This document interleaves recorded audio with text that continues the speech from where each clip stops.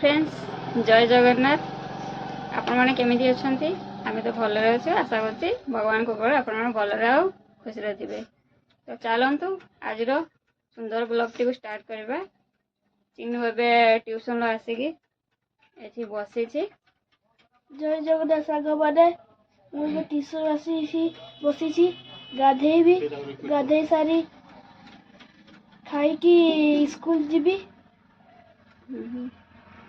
हो जल्दी गाधे जा।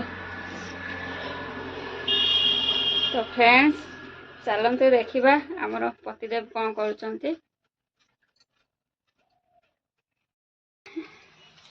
देखु फ्रेंड्स आमर मिस्टर आज साइकिल चलाउछंती।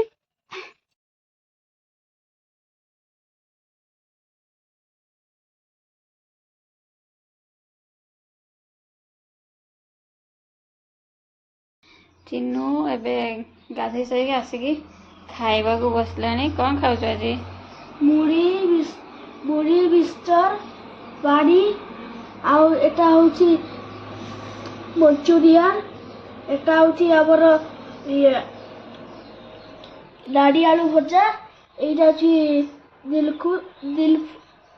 दिल पसंद मामू आनी थिले। हो खाइबे।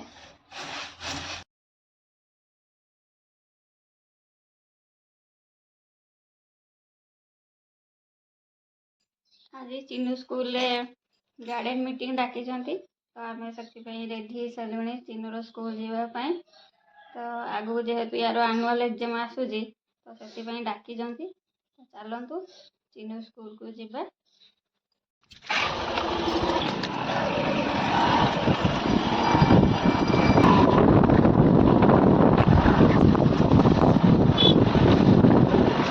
चिन्नू स्कूल आसिकी पहुँची गलु।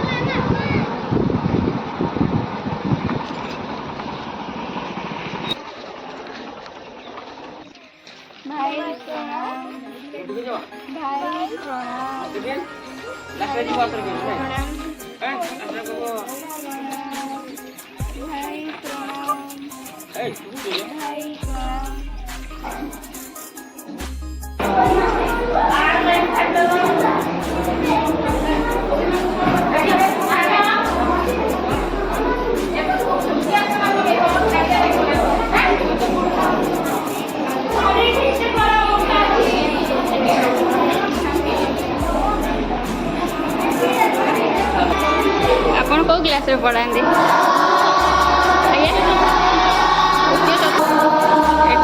शिशु मंदिर प्रार्थना चली छुआंकर।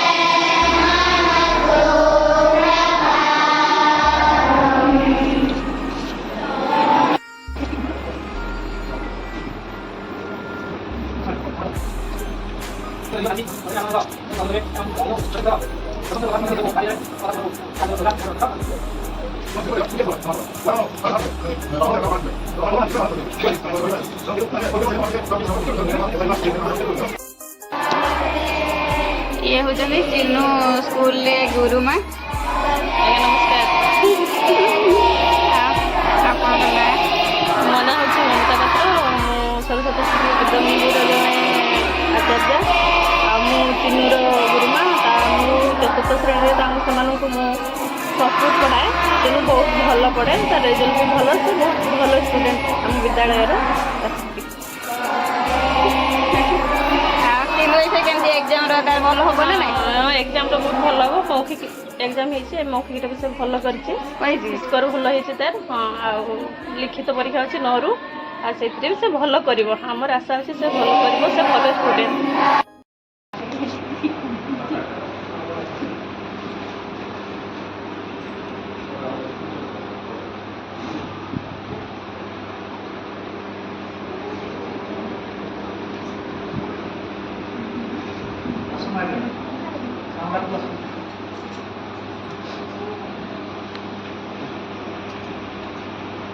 ରିଭିଜନ ଚାଲିଛି, ତ ସେଥିପାଇଁ ଆପଣମାନେ ମଧ୍ୟ ଏସବୁ ସହଯୋଗ କରିବେ ଏବଂ ଏ ଯେଉଁ ପ୍ରତ୍ୟେକ ବିଷୟର ପ୍ରଥମ ବିଷୟରୁ ଅର୍ଦ୍ଧବାର୍ଷିକ ପର୍ଯ୍ୟନ୍ତ ବିଷୟକୁ ବାଦ ଦେଇଦେବେ ଏବଂ ଅର୍ଦ୍ଧବାର୍ଷିକ ପରଠୁ ଯାହା ବିଷୟବସ୍ତୁ ରହିଲା ସେସବୁର ପ୍ରଶ୍ନପତ୍ର ଆସିବ। କୌଣସି ଶିଶୁକୁ ପଚାରିବା ତୁମକୁ କିଏ ବେଶୀ ଭଲ ପାଏ ନା ମା ଭଲ ପାଏ? ଉଦାହରଣ ସାମ୍ନା କରିଥିଲେ, ଯଦି ବାପା ଭଲ ପାଇଥାନ୍ତେ ତାହେଲେ ବାପା ମାନେ ଶିଖିଥାନ୍ତେ, ତେଣୁ ବାପା ମାନେ ଭଲ ପାଉନାହାନ୍ତି, ସେଥିପାଇଁ ମା ମାନେ ଉପସ୍ଥିତ ଦେଇଛନ୍ତି, ମାନେ ଆମର ଅଭିଜ୍ଞତା ମାନେ ଆସନ୍ତି। ତେଣୁ ଏଇଠୁ ମାନେ ଆମେ ଉପଲବ୍ଧି କରିପାରୁଛେ ଯେ ବାପାଙ୍କର ଟିକେ ଛୁଆ ପ୍ରତି ସେମାନଙ୍କର ନିଜର ଦୈନନ୍ଦିନ ଜୀବନ ବ୍ୟବସାୟ କରିବା ଏଇ ଅନ୍ୟାନ୍ୟ କାମରେ ସେମାନେ ଟିକେ ବ୍ୟସ୍ତ ରହୁଛନ୍ତି। ତେଣୁ ଚିନୁ ସ୍କୁଲରୁ ମିଟିଂ ସାରି ଏବେ ଆସି ଘରେ ପହଞ୍ଚିଲି, ତ ଚାଲନ୍ତୁ ଖାଇବା, ଖାଇସାରି ପୁଣି ଲଞ୍ଚ ପାଇଁ ରୋଷେଇ କରିବା, ତ ଚାଲନ୍ତୁ। ଖିଆପିଆ ସରିଗଲା, ଖିଆପିଆ ସରିଲା ପରେ ଆମର ଡେଲି ଆମେ ଡ୍ୟୁଟିରେ ଚାଲିନୁ, ତ ଟେଲର ଯାଉଛୁ ସିଲେଇ ଶିଖିବାକୁ, ତ ଚାଲନ୍ତୁ ଟେଲର ଯିବା। ଟେଲର ଯାଉଥିଲି, ଦେଖନ୍ତୁ ଫ୍ରେଣ୍ଡ, ଟେଲର ଯାଉ ଯାଉ ରାସ୍ତାରେ ମୋର ସାଙ୍ଗଙ୍କ ତାଙ୍କ ମାଇଁ ଦେଖାହେଲେ, ତ ସେ ଦେଖାହେଲା ବେଳେ ସିଏ ମୋତେ ଡାକିଲେ ତାଙ୍କ ଘରକୁ, ଟିକେ ଆସ ବୁଲିଯିବ ଆମ ଘରେ, ତ ପଳେଇ ଆସିଛି ତାଙ୍କ ଘରକୁ ବୁଲିବାକୁ। ଇଏ ହେଉଛନ୍ତି ସେଇ ମୋ ସାଙ୍ଗଙ୍କ ମାଇଁ, ତ କ'ଣ କହିବେ ମୁଁ ଫ୍ରେଣ୍ଡସ୍କୁ? ଜୟ ଜଗନ୍ନାଥ।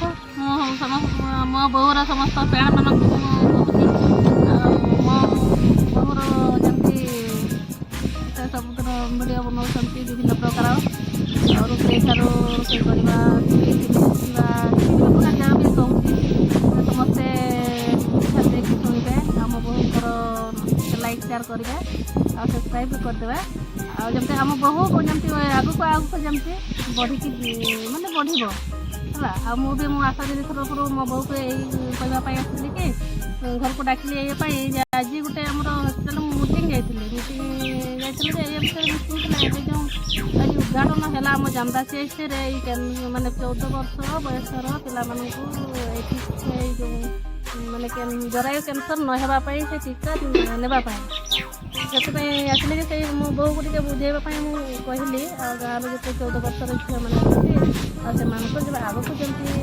ତାଙ୍କର କ୍ୟାନ୍ସର ରୋଗରେ ଯେମିତି ପୀଡ଼ିତ ନ ହେବେ, ସେଥିପାଇଁ ମୋ ବୋଉକୁ ଘରକୁ ଡାକିଲି। ପୁଣି କଥା ହେବା।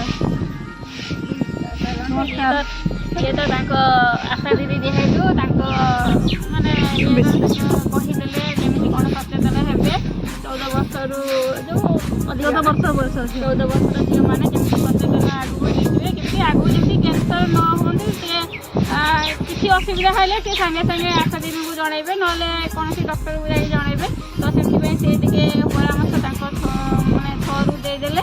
ତ ଆଜି ଆମ ଜାମଦାସିଆରେ ଉଦ୍ଘାଟନ ହେଲା, ପିଲାମାନେ ବି ଆମର ନେଲେ ବହୁତ ମାତ୍ରାରେ, ତ ଏମିତି ସେ କହିଲେ, ତ ଆଗକୁ ଯେମିତି ଆପଣମାନେ ସଚେତନ ହେଇଯିବେ। ଚାଲନ୍ତୁ ଦେଖିବା ତାଙ୍କ ବାଡ଼ିରେ ସବୁ ମାନେ କେଉଁ କେଉଁ ଗଛ ସବୁ ଲଗାଯାଇଛି, ଚାଲନ୍ତୁ ଦେଖିବା। ଏ ହେଉଛି ଫୁଲ ଫୁଟିଛି, ଫୁଲ ଗଛ, ମନ୍ଦାର ଗଛ, ସେପଟେ ସବୁ ଅଛି ତୁଳସୀ ଗଛ, ଦେଖନ୍ତୁ ବେଶୀ କରି ତୁଳସୀ ଗଛଟା ଦେଖନ୍ତୁ, ଆଉ ପିଜୁଳି ଗଛ ଦେଖନ୍ତୁ, ବହୁତ ମାତ୍ରାରେ ଆମର ପିଜୁଳି ଫଳେ।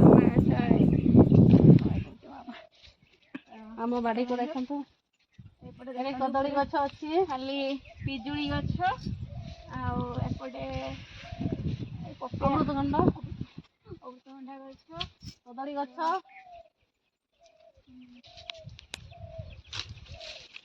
ବାଡ଼ିଟା ବହୁତ ସୁନ୍ଦର ହେଇଛି।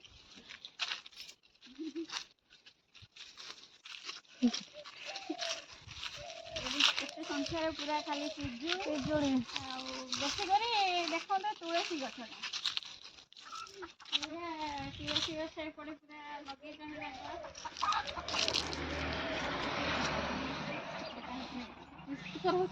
ଆଣିଛି ଏଠି ଶାଗ ଦେଇଛି।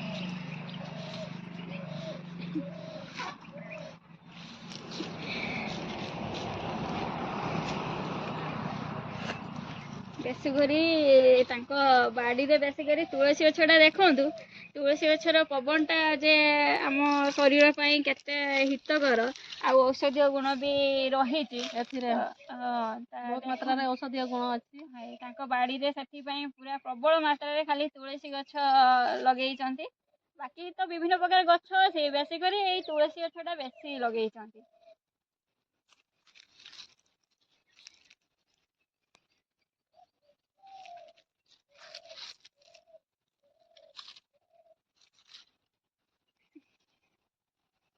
କଦଳୀ ଗଛ,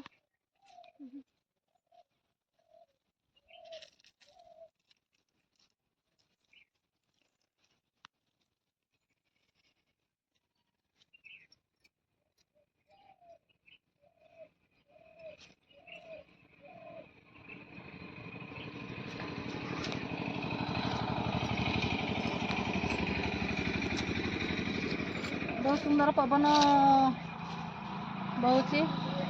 ତୁଳସୀର ତୁଳସୀ ଗଛ କେତେ ପୁରା ବଡ଼ ବଡ଼ ହେଇଛି, ଲମ୍ବା ଲମ୍ବା ଗଛ ପୁରା। ବାଡ଼ିର ଯତ୍ନ ସବୁ ନେଉଛନ୍ତି।